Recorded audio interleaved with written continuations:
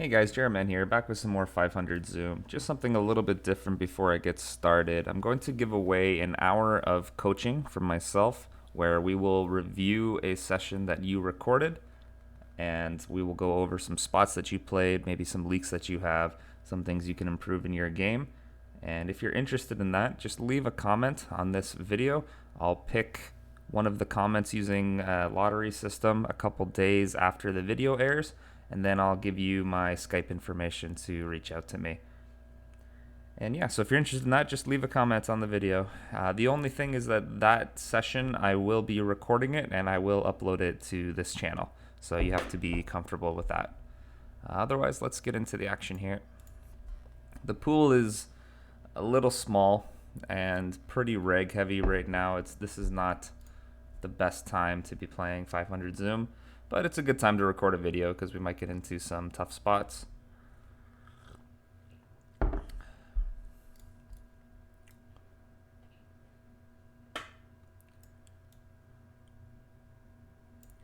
Right now when the pool is like this, I think it is doubtful whether I have a higher win rate in this pool right now than I would playing 200 Zoom or some other website or something. Well, some other website's not really a good argument because you almost always will on some other website. But table one, I just like a small betting strategy here. We can still bet pretty frequently and we can apply a lot of pressure on turns and rivers on these boards textures, but with the weaker player in the small blind, you could make an argument for just going big on the flop, big on the turn, big on the river. And it's not the best card in the world on table one for the turn, but I'm just going to keep betting sizes that I think I'm going to get called by ace X, king queen, king jack. We're obviously behind the 10x now. But it's not a bad enough card that we should consider checking. In table two, we can just bet our range small on this board, hijack versus big blind.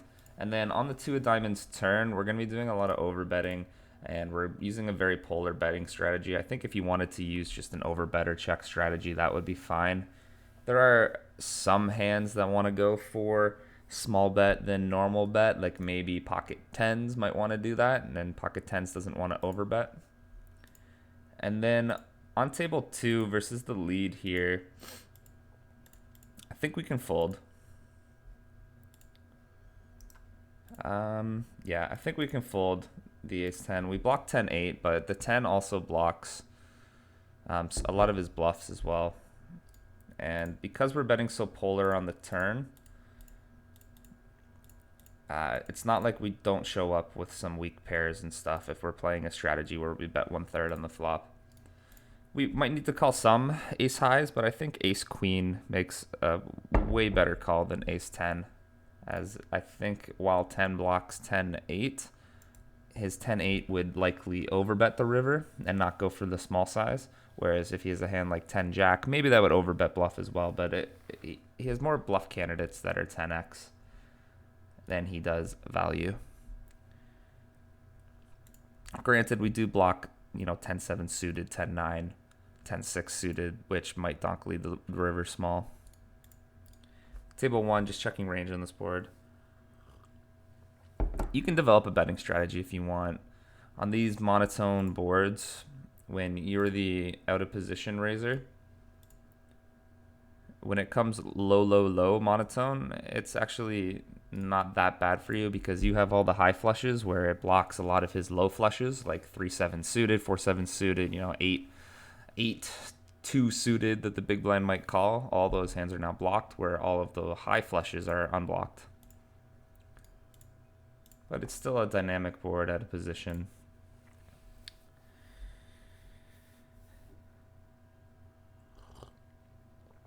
I think simplifying to betting or just checking with range isn't that terrible on that board. And it gets pretty complicated to develop a betting strategy.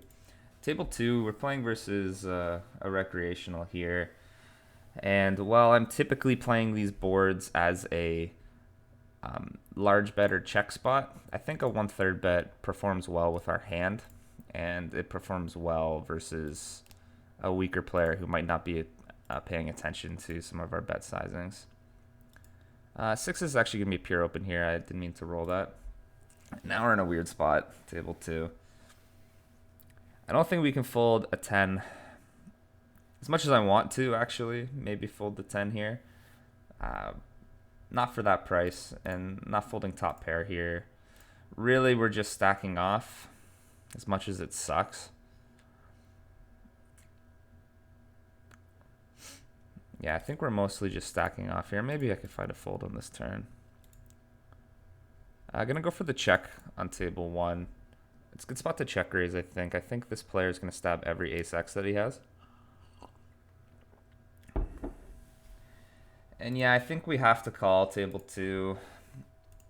I think these weaker players tend to play more polar in these spots. Like, maybe he could have jacks or queens, but yeah, I'm just going to make the call.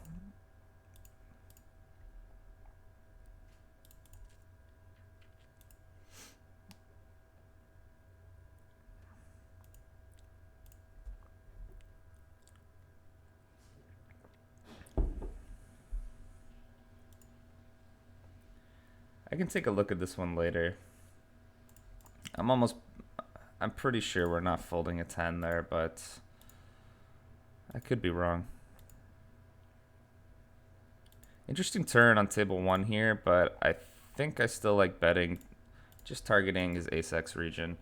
And what I was saying is I think that this player will stab every ace-x that he has, and I think we can just try to stack ace-x when we have 6s here. And we have the 6 of clubs too, which lowers the chance of him having some sort of combo draw.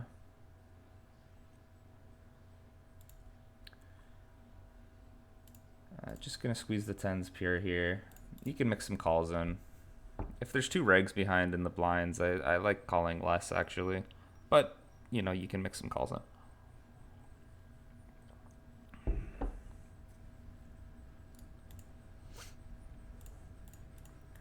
So that hand with the 10-9, maybe I overplayed it here. So the way I would normally be playing this spot is I would either do a large bet or check on the flop, and if I'm playing that strategy, I much prefer a check with 10-9 the majority of the time. Just gonna bet range 1/3 here on table 2. I think it's totally fine. It's not as good of a board as if it was like king 10-6, but it's still a much better board for me. I can have all the 9s, all the 10s, all the kings, all the ace-king, all the aces, all the good stuff. So I can still have queen-jack suited. He doesn't have queen-jack offsuit. He doesn't have all of queen-jack suited either, only like 25%. He's going to be 4-betting a lot of his king-x. The turn is interesting here. I'm going to go for a weird half-pot bet. I've never seen this player before, but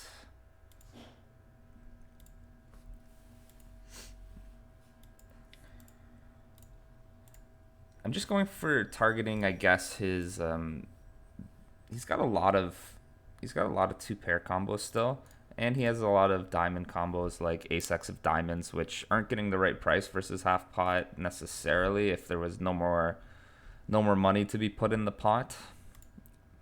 But he'll still have to continue, so I guess I'm just trying to charge draws, and I still think we have the best hand a lot of the time. He does have some jack-x, though. He can have pocket jacks that didn't 4-bet. He can have ace-jack suited. Not that much queen-jack suited, because now queen-jack of hearts is blocked, and like I said, he shouldn't. He might be, but he shouldn't be calling all of his queen-jack suited pre-flop. He can still have pocket 9s that didn't check raise the flop. King 5 suited is kind of close. It's like near the bottom for me. I think, yeah, I think that one's close. You could definitely play that one, even as a 3-bet or a call.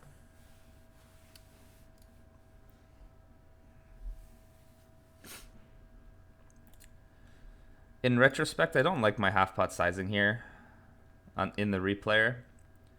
I I think I prefer a third pot sizing with every hand we want to bet.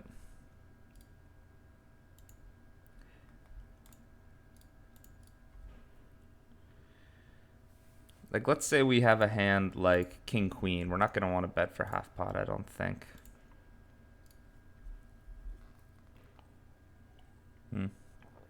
Just a weird spot, actually. It doesn't. When we have tens like this, we block a lot of his Jack X as well. So we block, Jack 10 of hearts, Jack 10 of clubs. That's 2 combos.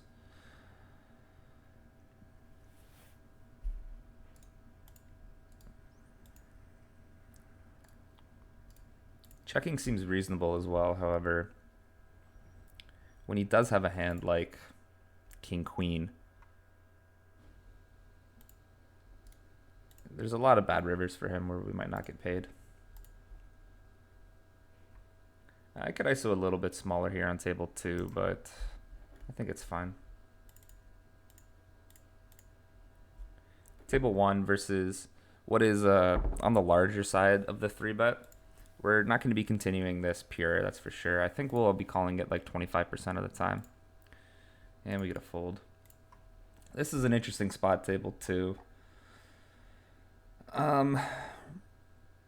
We could definitely trap here, but I kind of like just clicking it back versus the unknown weaker player. Let him make the mistake, is my logic.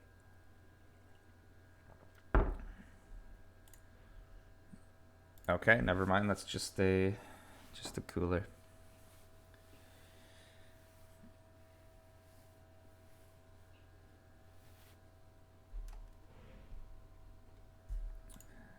I will make a note that he.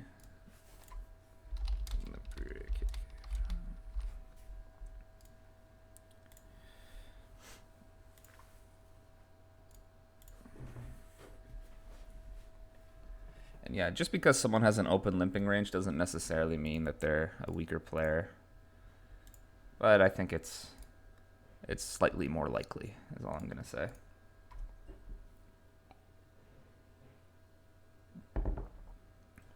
Table 2 facing the limping range. And now the pot size bet. We have a 5, no club. I'm going to peel 1.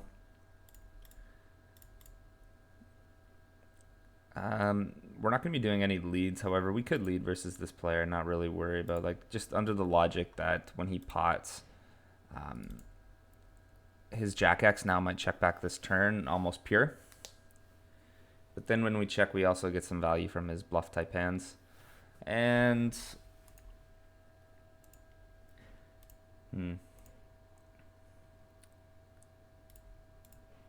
okay, we're gonna call. I kind of like calling here. Just giving a chance for his bluffs to fire again on the river. And now I have an interesting decision between raising and just calling versus the pot line. The problem is I think this player could limp aces and kings sometimes, as well as now he could have been peeling with like an ace queen type hand. Or sorry, barreling with like an ace queen type hand. So yeah, we're gonna go for the raise. We're not gonna make it too huge. I think it's unlikely he has like 6-7 or ace 2, and I think it is likely that we're still facing a bluff a lot of the time, but I think there is enough value from the times when he has like ace queen, king queen, that just bet the flop and now is barreling off, that is gonna call us, as well as the times maybe he has kings or aces. And obviously we get stacked when he has If I was paying more attention here on table 1, this is a turn where we can lead some of the time. When the top pair card hits here, we have a lot of Jack X, and our distribution is more condensed to Jack X than his is. So we can definitely have some leads on this Jack here. This is weird because if I remember correctly, yeah, flop was multi-way. It was 3 ways with a weaker player, and I called a min raise, so he should be betting a bit tighter. And yeah, he was going for the weird mergey protection bet on the turn with 6s, which I don't really think that's a thing. Not to mention on a Jack X, which is it's a card where I can be check raising at a decent frequency. So you're kind of just asking to get blown off your hand there. Betting the flop is fine, of course, but I don't think this hand class wants to bet the turn, especially not for that small sizing. Like, you just don't benefit enough from the small sizing to justify reopening the action where I can just turn so many different hands into a bluff, potentially. Table 2, we're going to mix between betting and checking here. I'm just betting 1/3 on this board. This is a texture where we can have an overbet even. Like, it's a much better texture for us because he's going to be 3-betting 9s, almost pure, 10s pure, 10-9 suited pure. So we have more nut combos as well as having just the better overall equity range. This is close, actually, versus the 75% size on the turn, but I'm going to make the fold without the club.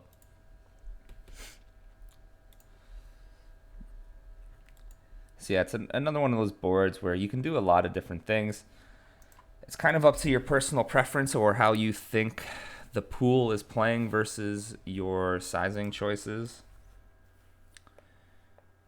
So the way I'm playing it is a check back or bet 1/3 strategy. If you wanted to play this texture as a bet 1/3 with range, I think it would be fine. I don't think you would lose that much EV. At table 2, this hand class will be betting the flop some of the time, having the backdoor straight draw, backdoor flush draw. However, it will be in the check back range as well.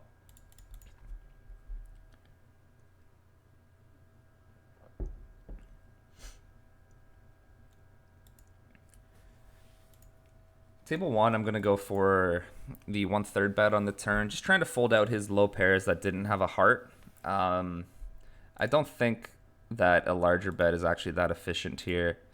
While it might make sense in GTO land, I think it's just we never get a queen to fold. We never get a jack to fold. We never get a pair with a heart to fold. Yeah, just not very efficient. Tempted to bet the river here. Yeah, and I think I will. I like having these blockers. Blocking ace queen, blocking king queen, blocking the nut flush. Just putting his pairs and queen X in a tough spot. But yeah, when he does have ace queen, I'm not expecting him to fold ever.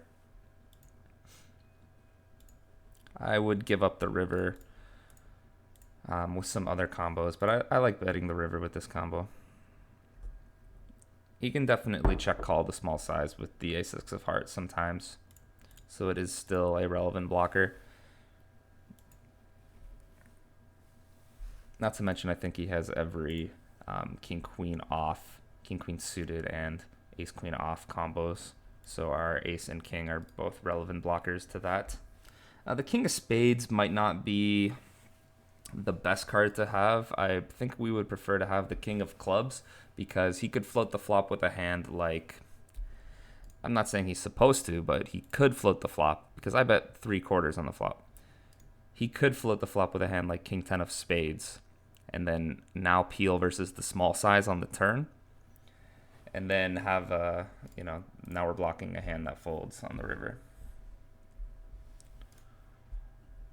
I don't think that's super likely, though. It would be a pretty ambitious float on the flop.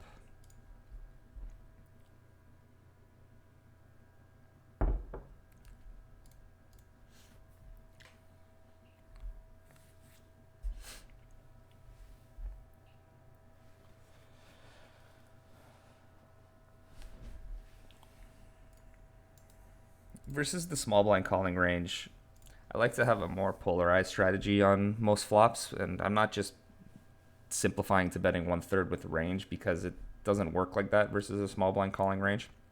The reason that the 1/3 with range or just a high frequency small C bet works so well versus the big blind in a lot of spots is because the big blind has so many calls pre-flop that are forced to call because of the price that he's getting. So his range is just so wide and so weak. And while his calls might be profitable, when you consider the context of every single possible flop, his calls might not be profitable. his individual hands might not be profitable on certain board textures. And that's why you'll see the big blinds folding, 40% at equilibrium versus a 1/4 sizing on certain boards. It's not because he's playing bad. It's not because he has an unbalanced range. It's not because he's, quote unquote, over folding the flop. It's because those calls are plus EV in the context of every part of the game tree. Every flop, every turn, every river. And while on certain boards, it won't be. We get a 3-bet here with the King Jack offsuit. I'm going to be mixing between calling and 3-betting. I'm 3-betting it like half the time. You could do a lot of different things here. Again. Table 1, I actually consider folding pre-flop just because we're in the sandwich spot against what is, I assume, a weaker player because he's cold calling from the big blind. That's not really a spot you want to be cold calling from, being out of position. And then we're in a lot of tricky spots like this, where even he could lead the flop. And I'm going to make the nitty fold on the flop with the uncapped 3-better left behind. It sucks when he folds, but if we assume his range is like a somewhat normal, and when I say normal, I don't really mean normal, but a traditional cold calling range in this spot, like, jacks, 10s, queens, maybe some suited broadways, then he doesn't actually, maybe like 8s through jacks and some suited broadways is like what I expect normally when I see these cold calling ranges. And versus that range, our 8-9 on the flop isn't doing that well. And we have the 3-better left to act behind us, which is why I was considering folding pre-flop. Squeezing the Jack 10 suited here.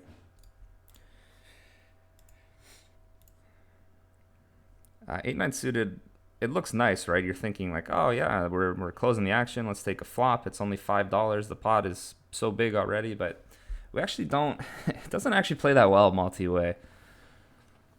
When you consider his range and how dominated we are by a traditional cold calling range, and then we have the fact that we're out of position to the 3-better, we're in the sandwich spot. We're gonna have a low frequency check here, very low frequency check, and then I'm also versus the cold caller. I like betting 1/3 on the flop. Versus if this was just the cutoff, I think I would play this board as a big bet or check, and you can still play the flop as a big bet or check, but I kind of like betting. And once again, we'll have a low frequency check on the turn.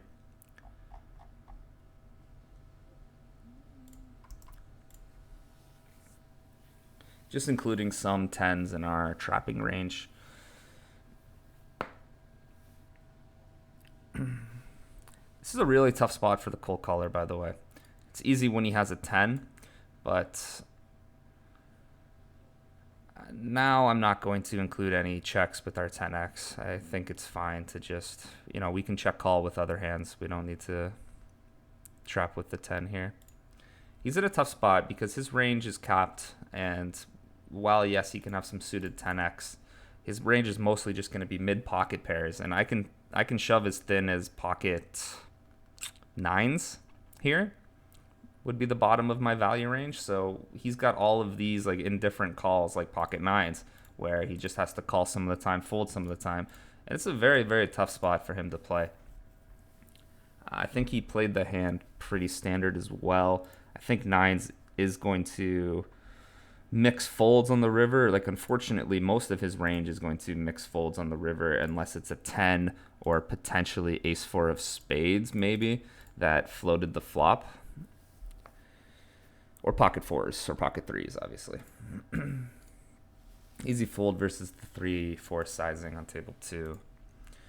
A texture where I'm not going to be doing any leading here on table 1. You can do some creative leading stuff when you're playing multi-ways, especially from the big blind on certain textures where you have nut combos, they don't have nut combos. Like, I would call 5-6 off in this spot or 5-4 off in this spot where the button and the hijack don't really have as many of those combos.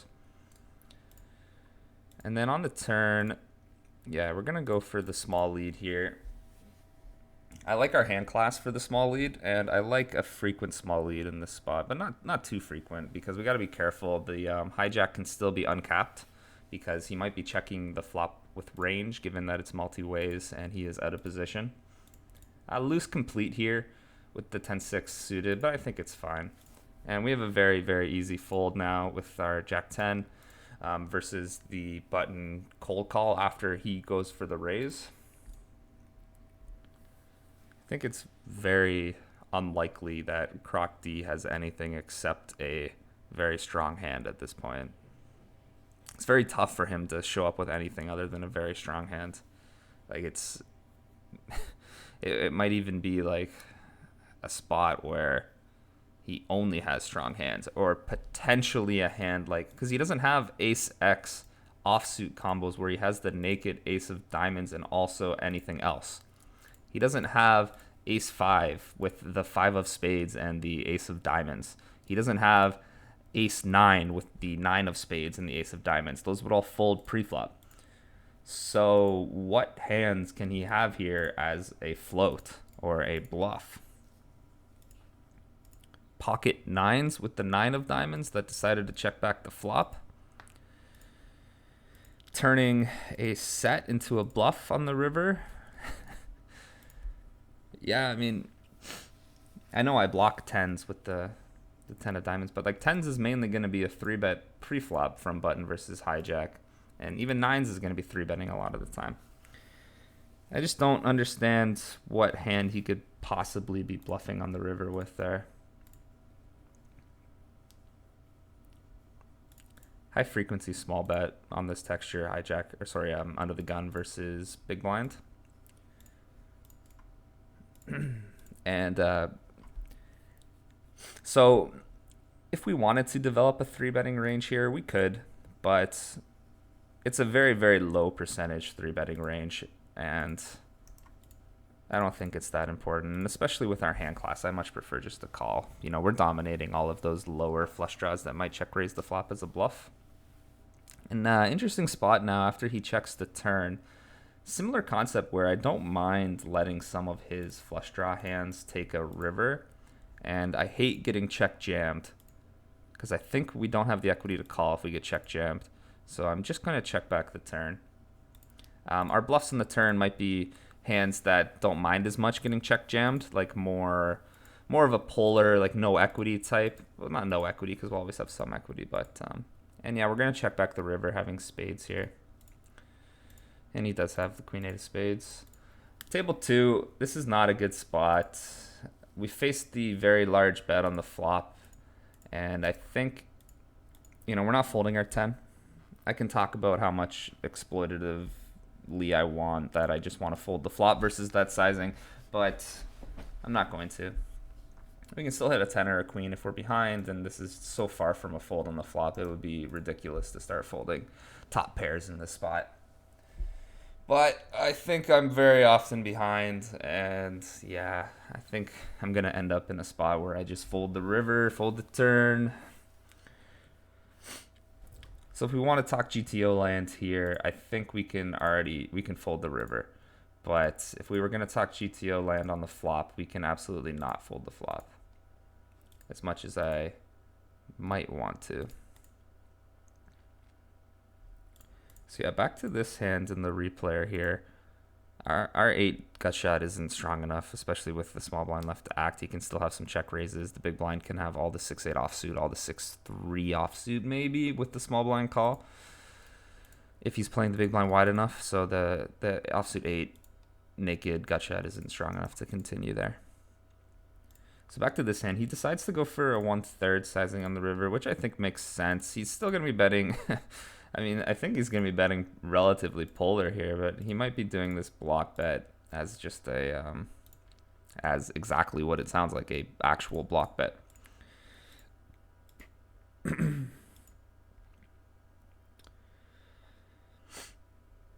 Croc D can definitely have sets, so he can definitely have full houses. He can have flushes that he check back the flop. It's just I'm finding it very hard to find a bluff for him.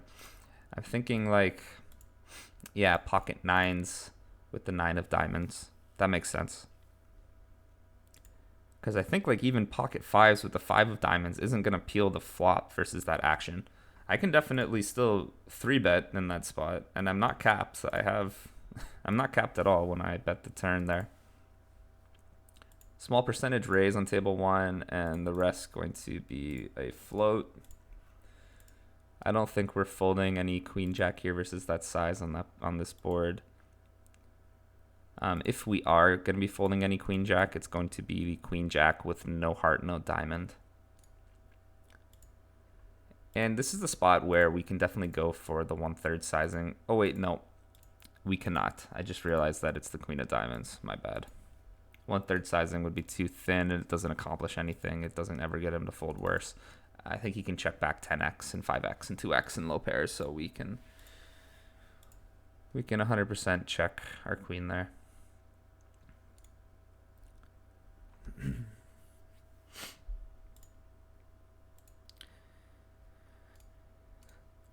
So maybe Croc-X has 6-7 suited, 7-8 suited that check back the flop, that feels obligated to call on the turn. But yeah, that's enough about that hand, I guess. That's and yeah, he does have a 10x.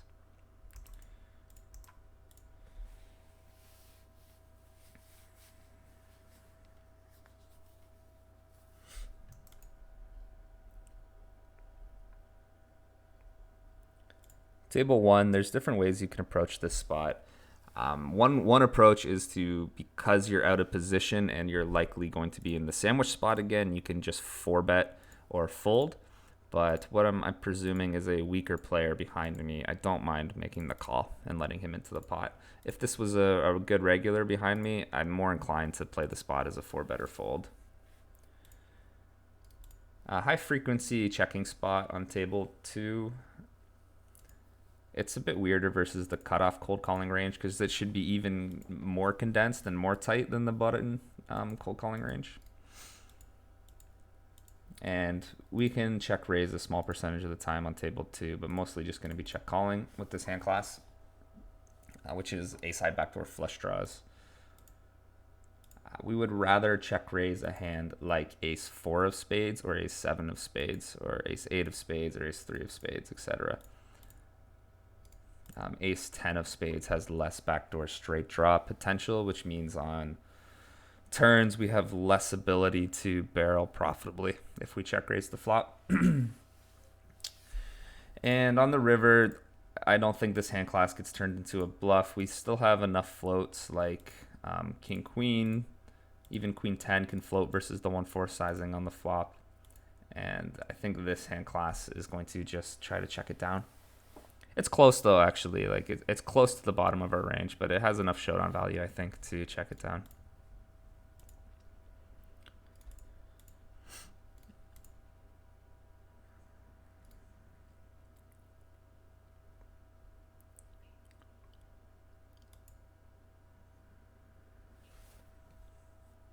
I'm gonna fold the ace 6 offsuit in this spot here. Button open, who is a bit of a tighter player, who opens a bit tighter on the button. And then we get a call from the small blind. Ace 6 offsuit plays worse multi-way in this spot. If it was heads up, I would make the call.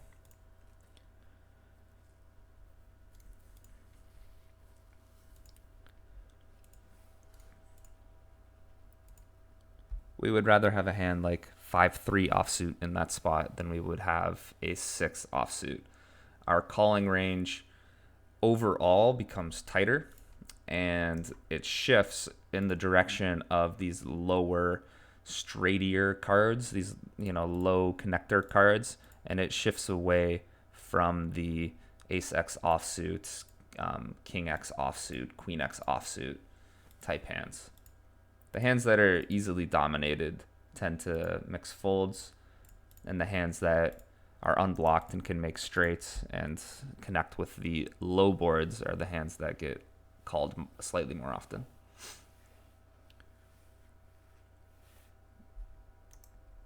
Easy fold with the king 8 offsuit here. It's a spot where I think we can just get away with betting 1/3 with our range, and if not betting 1/3 with our range, we should be doing a high frequency c-betting strategy on this board. So table 1, this spot is different in the sense that while we're in the sandwich position, again, we are closing the action when we call. So I don't think playing this as a 4-bet or fold is as necessary, especially being a lot deeper. It's going to be a tough spot, but our hand plays well multi-way. It's going to be a tough spot being in the sandwich position versus like being 200 big blinds deep out of position. However, this sandwich position has the benefit where the most likely action on the flop goes check, check, bet, fold, and then we have a decision heads up. Table 2, going to be checking or betting big. And table 1, I'm going to make the very nitty fold. Oof, actually, I don't know. Yeah, I'm going to make what is an extremely nitty fold, just given the tight positions of cutoff versus under the gun to begin with, and the cold calling range of that player. And table 2, again, we'll mix in some checks with our aces here, mostly going for a bet, however. Yeah, we don't get to see the hands here. I just think ace 10 just doesn't improve enough and is behind enough and is in a bad enough position that we don't need to defend it. Wow. It might be plus EV to defend the ace 10 on the flop because this player might be calling with 9s, 8s, 7s. This player might be betting range with 1/3 on this flop, so we're just ahead. We just have really, really bad realization being out of position twice. And we have very, very low visibility as well on any, or basically any card that's not a 5, 4, 3, or 2. And we're not comfortable really going for some sort of check raise, mergey, get it in type play because of 2-3 suited versus 2.5. We'll make the fold. Given that we're 200 big blinds deep, we can't just raise the flop and get it in. And given positions, I don't think raising the flop and getting it in is such a great play anyways. We get cold called again on table 2, and versus the cold calling range on this texture, I like betting small. Just targeting his queens, jacks, 10s. Again, maybe he has some like suited broadways, maybe some suited connectors. It depends on how wide they're cold calling, but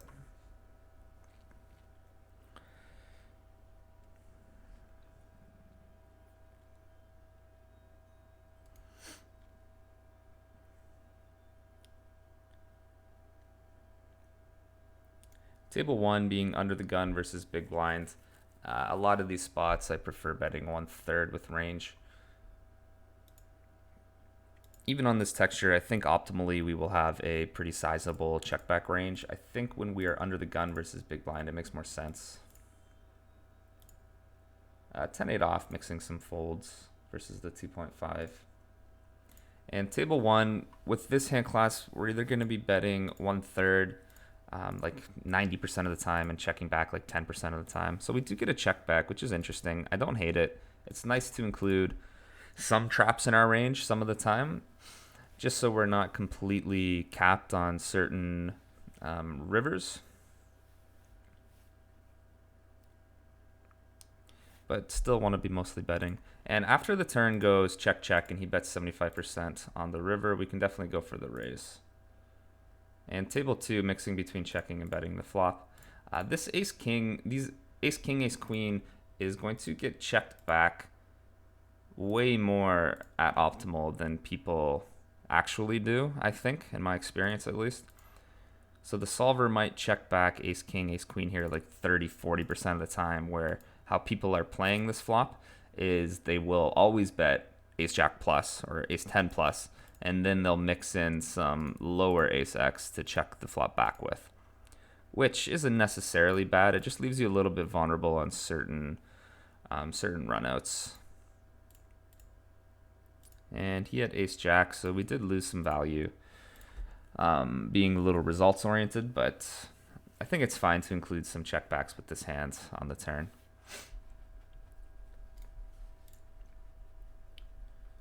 An ace would have been a really bad river. Table 2, our hand benefits a lot from protection. However, I don't think it actually generates a lot of folds from any cards that have 2 overs versus us. Even a hand like Ace-9 is going to peel versus the small size, so I kind of like just like checking. And versus the half pot bet, versus this player, I'm going to make the fold.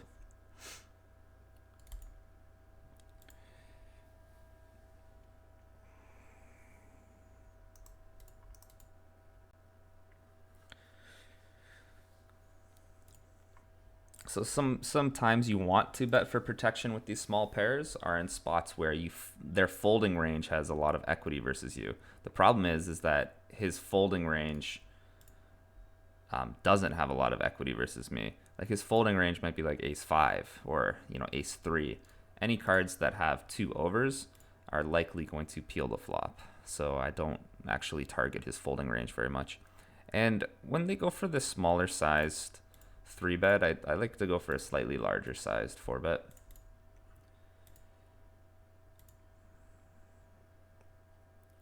Table 2, a texture where you might be surprised how much checking the small blind is doing optimally, even though it is a much better texture for them. And one of the reasons for that is how little protection the nutted hands or even the higher hands like any Ace-X needs on this texture. They don't need much protection at all. I think betting 1/4 with range is a fine strategy here on table 1. And we're going to try to check down our 4 on table 2. Just hope he has a hand like Queen-7 offsuit. And I'm going to fold versus the 1/4 bet. I think we could definitely raise with this combo some of the time. However, I don't think it's that credible, especially versus what I am assuming is a weaker player. So yeah, we'll just make the fold. We'll let him have it.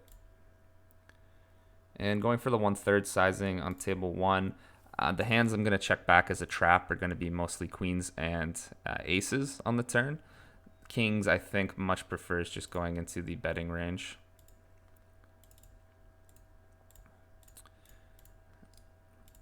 I think kings just benefits a lot more from betting on the turn than it does from checking back. Whereas aces and queens, it makes some sense to have some bets on the turn. Sorry, aces and queens makes sense to have some checkbacks on the turn as a trap. Again, it might be a spot where optimally the solver will mix back some checkbacks with kings as well, just so it makes it a bit more difficult to play against. On a king, it can still have the nuts when it checks back, I guess. I don't know, but I prefer to just go for the bet when I have kings. And his play is a little creative on the river. I think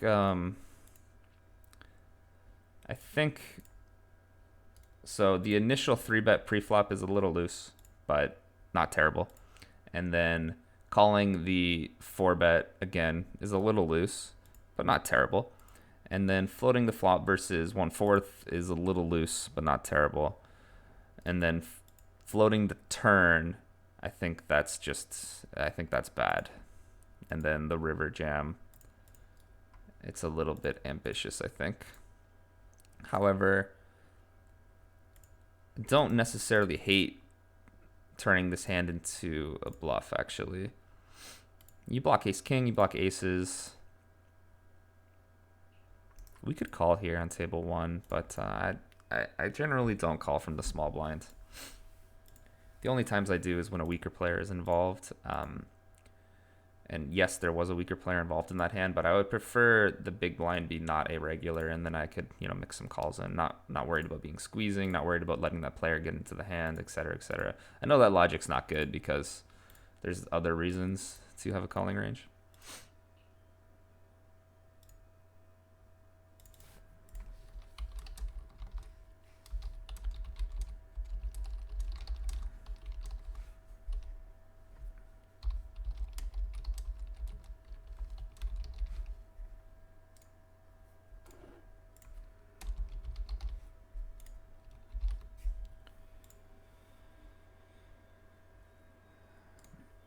Seven eight suited, not going to be a pure open for me.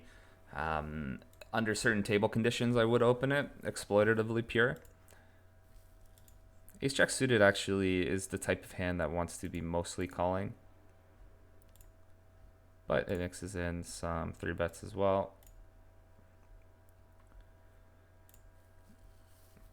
No trapping with aces, blind versus blind. No trapping with aces versus a 3-bet or versus a open raise optimally ever at 100 big blind stack depth. Some people maybe that are used to tournaments will see a lot of trapping with aces, even versus like a single raise or versus a 3-bet. They'll do a lot of trapping, and that's because the stack sizes are so shallow that trapping with aces makes more sense. It adds more value. But when you are, 100 big blinds or even deeper, there's just more value in increasing the size of the pot with the best possible hand. And most of the value from aces comes from, yes, it is an equity crusher across when we see flops, but it is the hand that it just gains a lot of value from getting it in pre-flop is how it gets most of its value. And you can't get it in pre-flop if you check, or sorry, if you just call. We will trap with aces versus 4-bets, however, because versus 4-bets, the pot is shallow enough and the value of trapping with aces to let his bluffs in is high enough that we will do that. And it's typically the wider the 4-betting range is, the more we want to trap with aces. And also, to a small extent, the smaller the 4-betting range, the smaller the 4-betting size of the 4-betting range, the more we want to trap aces. And the logic for that is that the smaller 4-betting size that he uses, the wider your range has to be. So the more value it is, and the more value there is in including aces to that range to protect your range and also get value from his bluffs. Whereas if he uses an extremely large 4-bet sizing, there's just more value in shoving your aces because there's more money in the pot.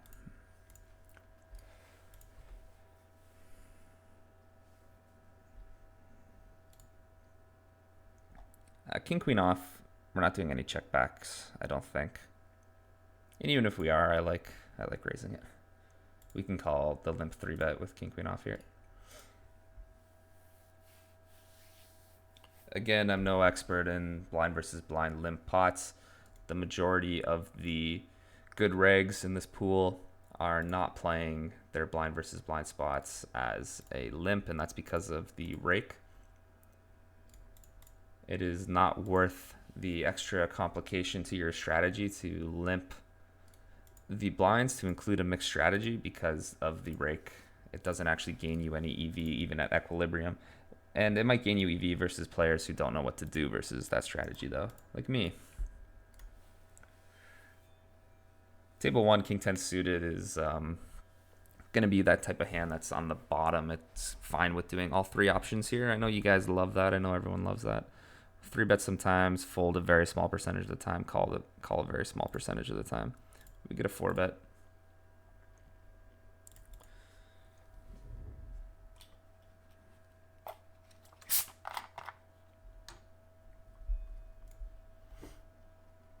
And we're going to wrap this video up soon.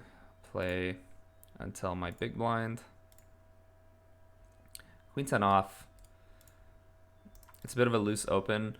If the blinds are recreationals, I tend to open it more than I would. If the whole table was regs, I would just fold it, most likely. Again, if you've watched any of my other videos, you might see me make very small pre-flop deviations sometimes. However, I don't like to do the huge deviations that some people do. Like, even if the blinds are overfolding on the sample that I have on them, I don't open, let's say, like 60% on the button. I would only open all of the hands that are marginal opens. That's the farthest I'll ever deviate pre-flop. And maybe that's incorrect. Maybe I'm losing some value by doing that, but I don't know. Maybe I'm too paranoid about being exploited. I don't know. So like, for example, let's say a hand is like a 25% open from under the gun some of the times, and the blinds are weak or the other players aren't 3-betting enough. I might open that hand 100%. That's like the farthest that I'll deviate. I like a small betting strategy here on table 2 on this texture. We have more of the better hands than he has, and even our bluffs are going to end up with, like, the low end of our range has more equity than the low end of his range, because the low end of his range includes some garbage trash hands where my range doesn't. And we will mix some checkbacks on the turn sometimes, and we get our low number, so we will mix a checkback here.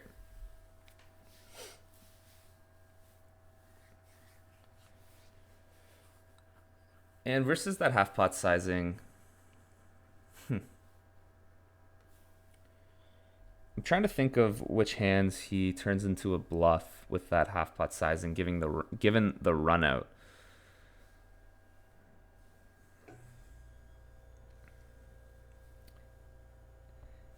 I think we don't want to have the ace of diamonds in our hand actually when we call this river bet, because his bluffs on this river might be something like ace 5 of diamonds, ace 6 of diamonds, suited ace x of diamonds, suited ace x of clubs, suited, yeah, those types of hands. So I think I'm going to make the fold here with the ace king with the ace of diamonds. I think ace king with the ace of hearts is a clearly better call, and ace king with the ace of spades is a better call. Alright guys, that's it for this video. Remember to leave a comment on this video if you're interested in the 1-hour coaching session. Once again, it will be a session where we both go over a session that you recorded, and we will go through your hands kind of like I do in these videos here. I will record it and post it to my channel. Alright, that's it. Take care. See you in the next one.